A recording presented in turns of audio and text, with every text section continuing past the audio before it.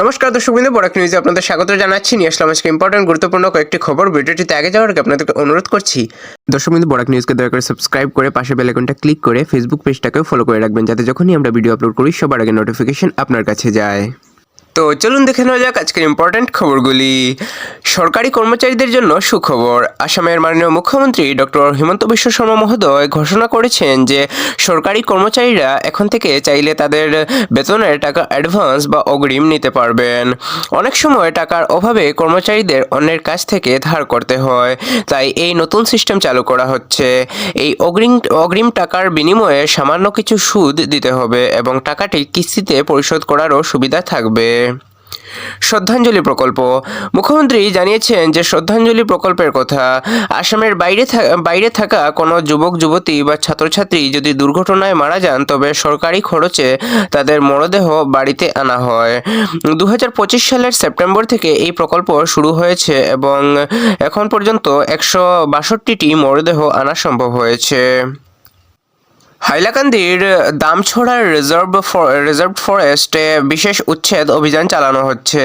সেখানে প্রায় 2800 অর্থাৎ 2800 বিঘা জমি থেকে 516টি পরিবারকে উচ্ছেদ করা হবে।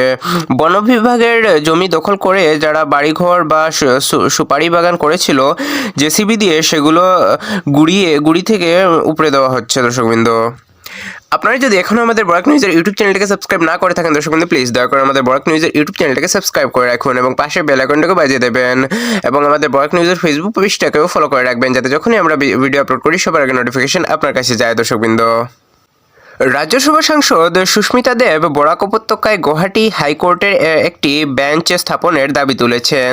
তিনি বলেছেন যে গুয়াহাটিতে অবস্থিত মূল আসনে যেতে দীর্ঘ যাতায়াত এবং দুর্বল যোগাযোগ ব্যবস্থার কারণে বরাক উপত্যকার মামলাকারী ও আইনজীবীরা দীর্ঘদিন ধরে গুরুতর সমস্যার সম্মুখীন হয়ে আসছেন।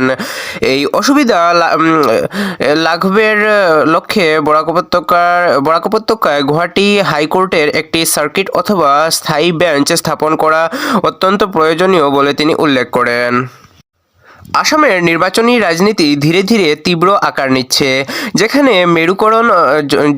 মেরুকরণ জনতুষ্টিবাদ ও বিভক্ত বিরোধী শিবির প্রধান বৈশিষ্ট্য হয়ে উঠেছে। দ্য ইন্ডিয়ান এক্সপ্রেসের প্রতিবেদনে বলা হয়েছে, মুখ্যমন্ত্রী ডক্টর হিমন্ত বিশ্ব শর্মা জনপ্রিয় কল্যাণমূলক প্রকল্প ও প্রশাসনিক সাফল্যকে ভোটে কাজে লাগাতে পারলেও তার আগেভাগেই বিভাজনমূলক রাজনৈতিক সুর তোলাকে অনেকেই বিস্ময়কর বলে মনে করছেন। অন্যদিকে বিরোধী দলগুলো ঐক্যের অভাব ও অভ্যন্তরীণ দুর্বলতা শাসক দলের পক্ষে সুবিধাজনক পরিস্থিতি তৈরি করেছে, যার ফলে আসন্ন নির্বাচনে আসামের রাজনীতি আরও বেশি মেরুকৃত ও উত্তপ্ত হয়ে উঠতে পারে। স্বাগত সতীর্থ 2.0 চালু করে অসমকে ডিজিটাল মিউচুয়াল ট্রান্সফারের ক্ষেত্রে দেশের একমাত্র রাজ্যে পরিণত করেছে রাজ্য সরকার। গুয়াহাটিতে পোর্টালটির উদ্বোধন করে আসামের মাননীয় মুখ্যমন্ত্রী ডক্টর হিমন্ত বিশ্ব শর্মা জানান, সরকারি কর্মীদের পারস্পরিক বদলির পুরো প্রক্রিয়া হবে সম্পূর্ণ অনলাইন, সময় সীমাবদ্ধ এবং মূলত 15 দিনের মধ্যে সম্পন্ন করার লক্ষ্য রাখা হয়েছে। তিনি আরও বলেন, আগামী 7 মার্চ 2026-এর মধ্যেই এই ট্রান্সফার প্রক্রিয়া শেষ করতে সরকার সর্বোচ্চ চেষ্টা করবে। নতুন এই ডিজিটাল ব্যবস্থার ফলে স্বচ্ছতা বাড়বে, দালাল চক্র কমবে এবং কর্মীদের ভোগান্তি অনেকটাই হ্রাস পাবে বলে আশা করা হচ্ছে। আসামের মাননীয় মুখ্যমন্ত্রী ডক্টর হিমন্ত বিশ্ব শর্মার বিরুদ্ধে সংবিধান লঙ্ঘনের অভিযোগ ঘিরে রাজনৈতিক বিতর্ক তীব্র হয়েছে। দ্য ওয়ারের প্রকাশিত এক সাক্ষাৎকারে প্রাক্তন সুপ্রিম কোর্ট বিচারপতি এই ইস্যুতে উদ্বেগ প্রকাশ করে প্রশ্ন তুলেছেন, এমন পরিস্থিতিতে প্রধানমন্ত্রী নরেন্দ্র মোদীর নিরাপত্তা কেন? প্রতিবেদনে উল্লেখ করা হয়, মুখ্যমন্ত্রী দাবি করেছেন যে মিয়া সম্প্রদায়ের বিরুদ্ধে অভিযোগ দায়ের করতে বিজেপি কর্মীদের নির্দেশ দেওয়া হয়েছে, যাতে তাদের নাম ভোটার তালিকা থেকে বাদ দেওয়া যায়।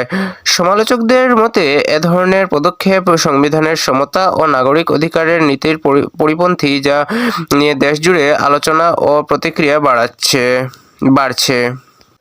আসাম সরকারের বিরুদ্ধে আদিবাসী ভূমি কর্পোরেট সংস্থার হাতে তুলে দেওয়ার অভিযোগ উঠেছে।